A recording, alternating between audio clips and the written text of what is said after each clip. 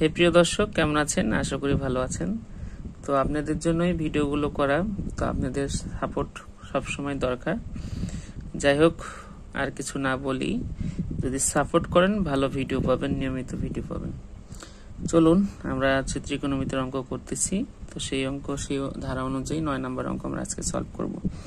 এখানে দেওয়া আছে tan a by sec a plus 1 minus sec a minus 1 by tan a equal হচ্ছে 0। Left hand side আমরা এটা তুলবো,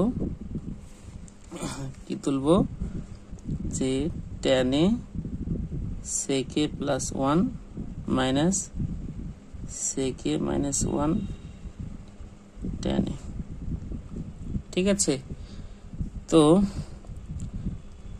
আমরা যদি অঙ্কটা করি সেক্ষেত্রে আমাদের মাথায় সূত্রগুলো কিন্তু রাখতে হবে। সূত্র ছাড়া আসলে কোনো কিছু সম্ভব না। সূত্র রাখলে সূত্র দিয়ে অঙ্কগুলো করতে হবে। দেখুন, তাহলে আপনি বুঝতে পারবেন আপনাকে পরের পদক্ষেপগুলো কি কি নিতে হবে। এখানে যদি আমরা কি করি, এটাকে যদি আমরা লসাগু করি তাহলে কি আসতেছে দেখুন, যে sec a প্লাস 1 আর হচ্ছে tan a, তাই না?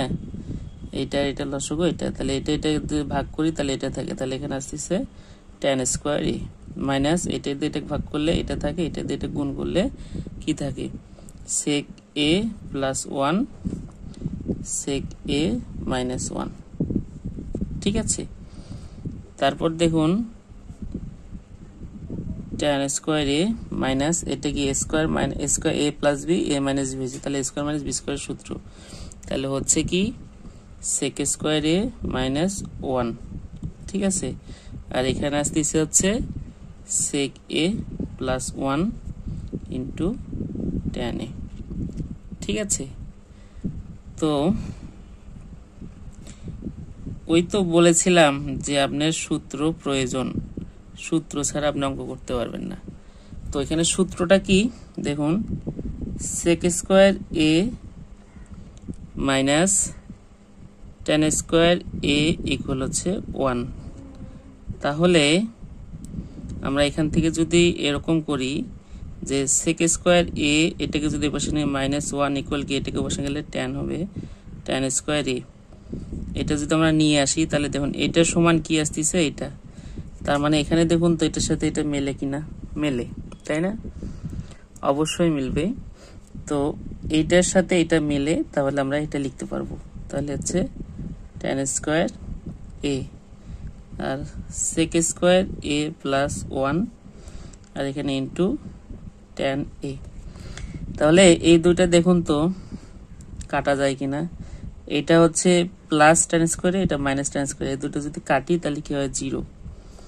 তাহলে sec square a plus 1 into tan a। কোনো জিরোকে যদি কোনো কিছুতে ভাগ করি তার মান কি হয় আপনারা জানেন, তার মান 0 হয়। তাহলে এটা হচ্ছে রাইট হ্যান্ড সাইড প্রুভড। এই ছিল 9 নম্বর অঙ্ক।